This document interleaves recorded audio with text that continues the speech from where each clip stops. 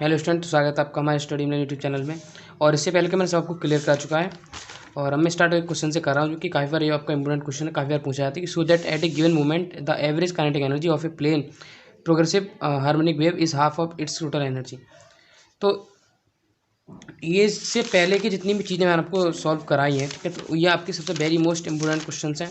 और यहाँ से काफ़ी आपका जो है चैप्टर्स आता है। चैप्टर का नाम तो वेव तरंग तरंगति आपको पता ही है। तो उससे पहले अगर यूट्यूब चैनल सब्सक्राइब नहीं किया सब्सक्राइब करते हैं, क्योंकि इंपॉर्टेंट चीज़ें मैं सबको लाती रहता हूँ। उससे पहले अगर फिजिक्स केमिस्ट्री मैथमेटिक्स के नोट्स चाहिए तो 9411009110 9411009110 मुझे व्हाट्सअप कर सकते हैं, ठीक है। तो क्या है कि हिंदी में से बोलेंगे, सिद्ध कीजिए किसी क्षण पर समतल प्रगामी तरंग की माध्य गतिज ऊर्जा। समतल प्रगामी तरंग के बारे में मैंने आपको समझा दिया है, उसकी कुल ऊर्जा की आधी होती है। तो ये आपको क्या है, हमें फाइंड करना है।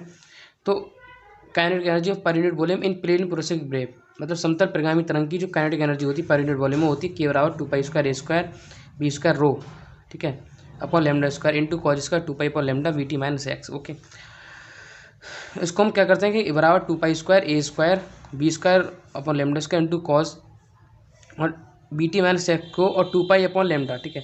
आपको पता होना चाहिए कि बीटी अपॉन लैम्डा, और इसको हम कंप्रेस करके, ठीक है, कंप्रेस करके कह सकते हैं के एक्स। और के की मैंने आपको वैल्यू बताई थी कितनी होती है, सब पीछे आपको करा दिया है कि के की वैल्यू और एक्स की वैल्यू कैसे फाइंड की जाती है। इससे पहले का आपने लेक्चर अटेंड नहीं किया तो डिस्क्रिप्शन लिंक आप जाके अटैच कर सकते हैं, ठीक है। तो यहाँ पर के एक्स आ जाएगा, क्यों? क्योंकि यहाँ से 2π और लैम्डा मतलब बी अपॉन लैम्डा और 2π टी की वैल्यू रिड्यूस करेंगे तो हमारा कितना निकल जाएगा, के एक्स।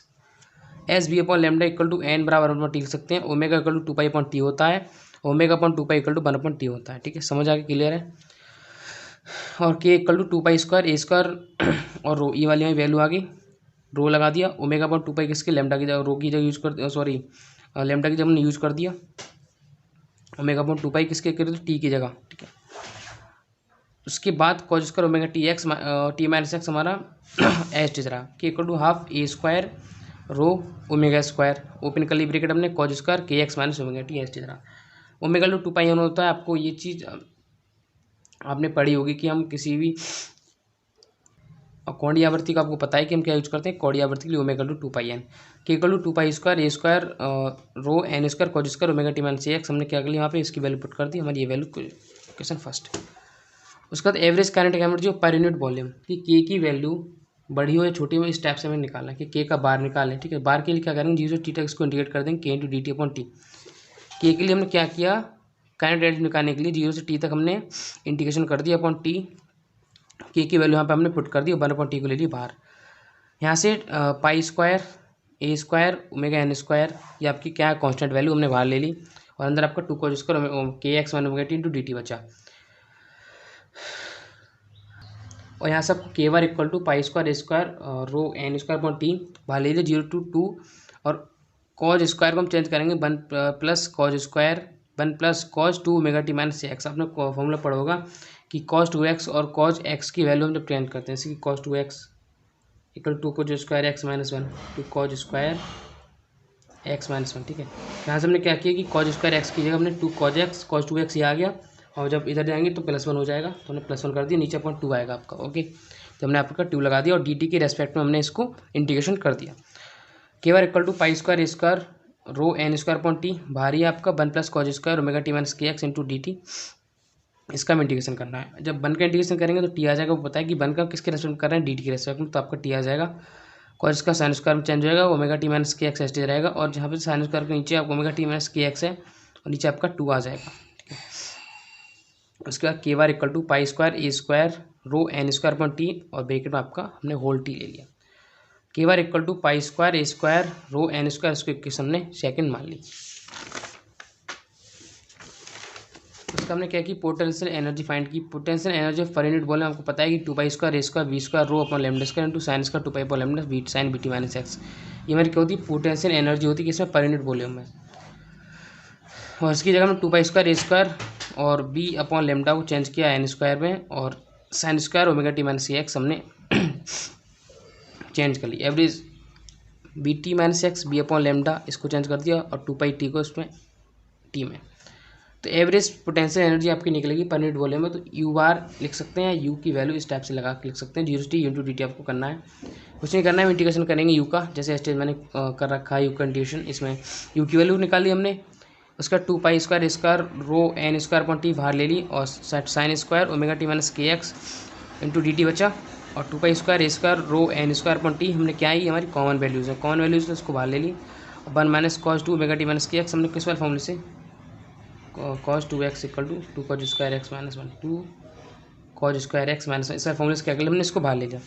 यहाँ से पाई square A square rho N square upon T बाहरी अपने 1 minus cos square omega T minus के इंटू डी टी हमारा अंदर हो जाए, 2 को हमने क्या किया इससे और इससे आपका 2 कैंसिल हो जाएगा।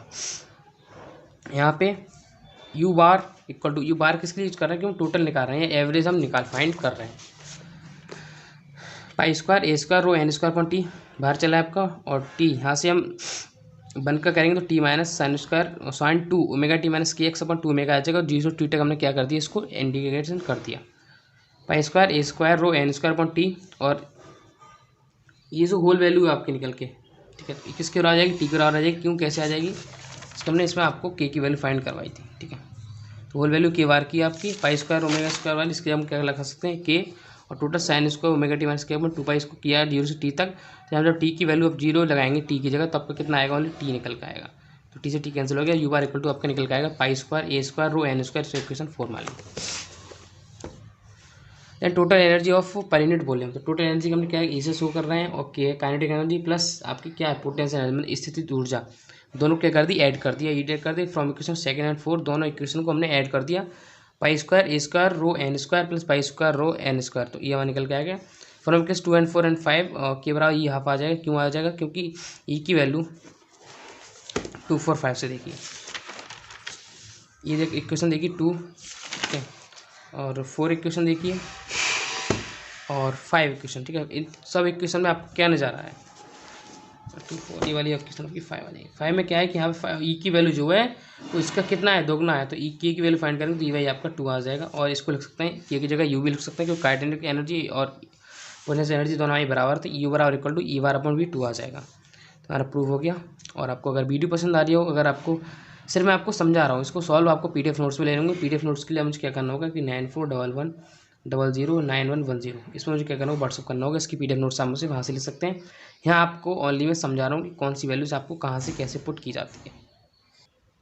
अब आपका आता है कि अध्यारोपण सिद्धांत, के अध्यारोपण सिद्धांत क्या आता है, सुनते हैं principle of superposition, principle of superposition नाम से क्लियर है कि सुपरपोजिशन के बारे में कर रहे हैं, प्रिंसिपल ऑफ सुपरपोजिशन कि अकॉर्डिंग टू दिस प्रिंसिपल जब किसी माध्यम में सेम फ्रीक्वेंसी का मतलब कि उसकी जो किरण आपकी चल रही है या आपकी जो, ठीक है, फ्रीक्वेंसी चल रही है, आपकी जो वेव चल रही है उसकी फ्रीक्वेंसी क्या है, चलने की दर क्या है, एंड वेव लेंथ का मतलब कि इस टाइप से तरंग चलती है, ठीक है, तो इसके बीच की जो आपकी दूरी होती है चलते हैं वेव लेंथ, ठीक है, वेव लेंथ की दो वेव सेम वेलोसिटी से प्रोपेगेट हो रही हैं, चल रही हैं, संचरित हो रही हैं, तो उनकी सुपरपोजिशन क्या है, उनके मिलाव से सुपरपोजिशन से बनी रिजल्टेंट वेव परिणामी तरंग का डिस्प्लेसमेंट विस्थापन उन दोनों वेव्स के अलग अलग डिस्प्लेसमेंट की, उन दोनों बेमित तरंगों के अलग अलग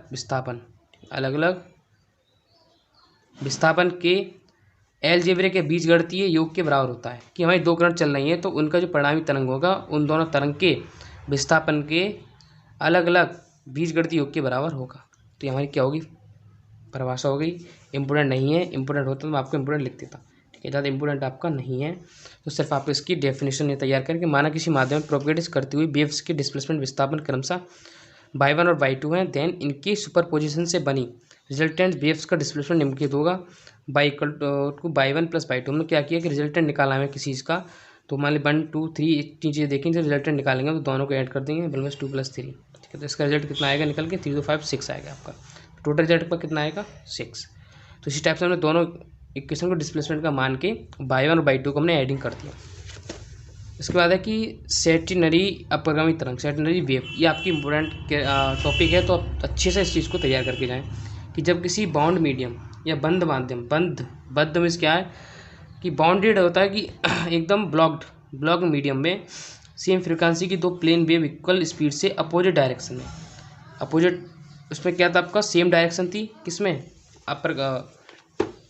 अध्यारोपण के सिद्धांत में, लेकिन अपरगामी क्या है आपका अपोजिट डायरेक्शन में संचरित होती हैं, तो मीडियम के बाउंड्री से रिफ्लेक्ट, बाउंड्री मान ली किसी इस मीडियम में आपकी क्या हो रही है, रिफ्लेक्टिव हो रही है, तो इसकी जो दीवारें हैं इससे रिफ्लेक्ट होकर वेव्स की सुपरपोजिशन से बनी रिजल्टेंट वेव को स्टेशनरी वेव या अपरागिक तरंग कहते हैं। जो उसके रिफ्लेक्ट होती है किससे, बाउंड्री से, तो उससे जो वेव आपकी उत्पन्न होती है क्या बोलते हैं हम, अपरागामी तरंग। स्टेशनरी वेव की मेन प्रॉपर्टीज निम्नलिखित हैं। इसकी जो मेन प्रॉपर्टीज है क्या क्या हमें इसकी चीज़ें होती हैं वहाँ पे डिस्कस करेंगे। फर्स्ट क्या है कि स्टेशनरी वेव मतलब आक्रामक तरंग में पार्टिकल की पोजीशन कंटिन्यूसली चेंज होती रहती है, अर्थात फेज डिफरेंस एक पार्टिकल से दूसरे पार्टिकल पर ज़्यादा रहता है। फेज डिफरेंस क्या है कि आपकी जो पार्टिकल की चलने की दर है वो कभी ये पार्टिकल यहाँ पे होगा तो कभी यहाँ पे हो सकता है, कभी यहाँ पे होगा, कभी उसकी जो पार्टिकल की चेंजिंग पोजीशन है वो चेंज होती रहती है। आपका पाएंगे तरंग में कुछ पॉइंट्स ऐसे होते हैं जिन पर डिस्प्लेसमेंट या विस्थापन मिनिमम या जीरो होता है। विस्थापन क्या होगा, बिल्कुल मिनिमम होगा या जीरो होगा। कुछ पॉइंट्स ऐसे होते हैं आपके तरंग में, तरंग चलती है जिसमें क्या होगा कि कुछ पॉइंट्स ऐसे होते हैं यहाँ पे आपकी जो डिस्प्लेसमेंट या विस्थापन होगा बिल्कुल क्या होगा, शून्य या जीरो होता है। और इन्हें निस्बत कहते हैं। निस्बत क्या है, नोड, ये ना बोलते हैं नोड मतलब निस्बत या शून्य पोजीशन को कहते हैं। कुछ पॉइंट्स ऐसे होते हैं जिन पर डिस्प्लेसमेंट मैक्सिमम होता है और ऐसे पॉइंट्स को हम क्या कहते हैं, प्रस्पत कहते हैं। निस्बत कैसे कहते हैं, यहाँ पे बिल्कुल शून्य होता है, और कुछ पॉइंट ऐसे होते हैं मैक्सिमम होता है उसमें प्रस्पत, और जो होते हैं एंटी नोड और नोड। ठीक है, तो ये क्लियर आपका कितना अपरागामी तरंग के बारे में। इसका कि दो क्रमागत या कंजुगेटिव नोड्स या एंटी नोड्स के बीच डिस्टेंस λ/2 होती है। ठीक है, तो नोड या एंटी नोड्स के बीच जो आपकी डिस्टेंस होती है कितनी होती है, λ/2 होती है। ये आपका इंपॉर्टेंट पॉइंट है कि इसमें पूछा जाता है, वैकल्पिक क्वेश्चन पूछा जाता है। दूसरा इंपॉर्टेंट पॉइंट ये है कि एक नोड और उससे अगले एंटी नोड या एक एंटी नोड और उससे अगले नोड की डिस्टेंस λ/4 होती है।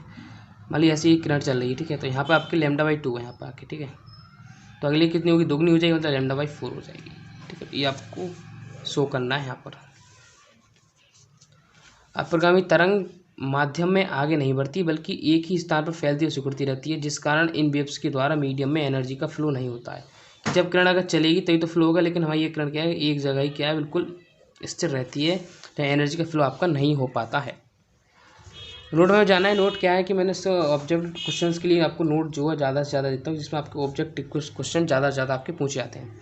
कि जबकि तरंग किसी माध्यम में फ्री एंड या मुक्त सिरे से रिफ्लेक्ट होती है, तब इंसिडेंट या आपतित किरण रिफ्लेक्ट वेव दोनों सेम डायरेक्शन में होती हैं। कि जब कोई किरण किसी चीज़ से रिफ्लेक्ट होती है, जो आपतित किरण और जो परावर्तित किरण दोनों क्या होती हैं, सेम डायरेक्शन में होती हैं, अतः फेज डिफरेंस आपका डेल्टा फाई जिसे बोलते हैं हम कितना होता है, 0 डिग्री होता है। ठीक है, जब वेव किसी मीडियम में रिजिड एंड से रिफ्लेक्ट होती है, रिजिड में इसका दृढ़ आधार से रिफ्लेक्ट होती है, तो इंसिडेंट एंड रिफ्लेक्ट वेव्स, आपतित किरण और रिफ्लेक्टिव वेव है अपोजिट डायरेक्शन में होती हैं, अर्थात उनके बीच फेज डिफरेंस कितना होता है, 180 अंश होता है। मतलब ऐसे जा रही है और इस कैप को अपोजिट होता है, जब अपोजिट हो जाएगी तो इसके अंदर फेज डिफरेंस कितना बनेगा, 180 डिग्री। ठीक है, तो ये हमारा इतना क्लियर हो गया। इसके पॉइंट्स नोट में क्या है, आपके बहुविकल्पी ऑब्जेक्ट टाइप में सबसे ज़्यादा पूछे जाने वाले क्वेश्चन हैं। इसमें क्या है कि हमें थोड़ा सा एक हमने फ्री एंड मान लिया, मुक्त सिरा मान लिया है। यहाँ पर हमने क्या है, दो किरण को दर्शाया, इंसिडेंट वेव आपतित किरण आपकी, ये हमने क्या दिखा, आपतित किरण को शो किया है और तीर इसके सामने लगा है। हमने रिफ्लेक्टिव वेव को, तीर मतलब इधर लगेगा, रिफ्लेक्ट होकर जा रही है, इसको हम क्या रिफ्लेक्टिव वेव। दूसरा हम रिजिड एंड लिया है, फ्री एंड मतलब मुक्त सिरा, ये रिजिड क्या है, दृढ़ आधार है, हमने एक दृढ़ आधार ले लिया है।